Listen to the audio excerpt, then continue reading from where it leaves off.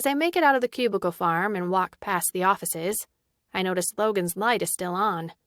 I'm a little surprised, since I heard the party break up and everyone head out a bit ago.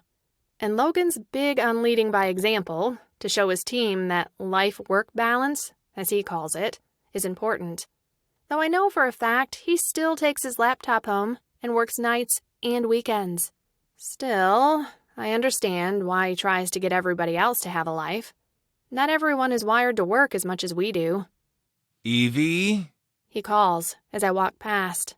I'd hoped to sneak by unnoticed, but obviously no such luck today. I back up a few steps until I'm standing in his doorway. He's still wearing the Santa suit, though the hat now sits on the couch to the right side of his office. Lord help me. Santa? I ask teasingly. He looks up from his laptop with a grin.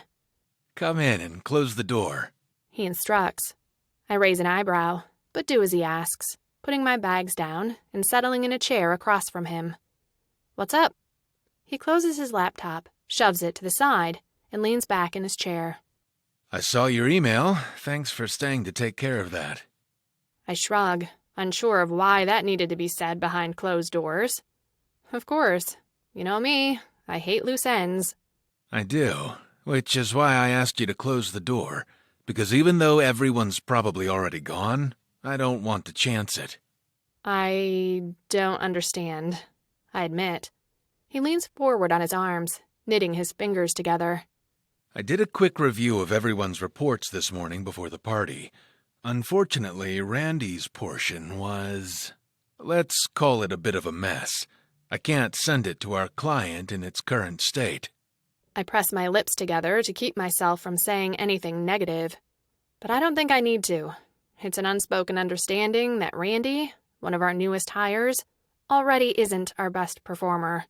In fact, he's been on notice for exactly that a couple of times, though always managing to shape up just enough to not get canned. I see. And you want my help bringing it up to snuff, I take it? I hate to ask, given that we're all supposed to be taking some much-needed time off, but yes, I do, if you're willing.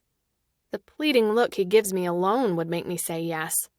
I don't think I'm wired to deny him anything. Even without the crush, he's a good friend and an even better boss, always going the extra mile for his team. How could I possibly say no? You know I've always got your back, Logan. He breathes a sigh of relief. One of the many things I love about you, Evie. My heart skips a beat, and I try not to show how flustered I am. He blushes suddenly, clearly realizing that was probably an odd thing to say. Send it to me. I'll look at it after dinner and let you know how long I think it'll take. Hopefully, we can get it done before we're too far out of deadline. Thanks, he says, letting out a relieved sigh. I tried to talk them out of a pre-holiday deadline for exactly this reason, but you know how that goes. I gather my things and rise, already making a mental checklist of all the things I'll need to bring home to make sure I can get this done as soon as possible. I do. I agree distractedly, grabbing the door handle. Talk to you soon? He nods as I twist the door handle, but nothing happens. He steps around his desk. Sorry, that thing's been acting weird. Sometimes you have to jiggle it. I give it a try, but it still doesn't open, so I pull harder. Man, this thing's really... Suddenly, I'm flying backward, with part of the handle clasped in my fist. I knock backward into Logan, and he nimbly catches me before I fall to the ground.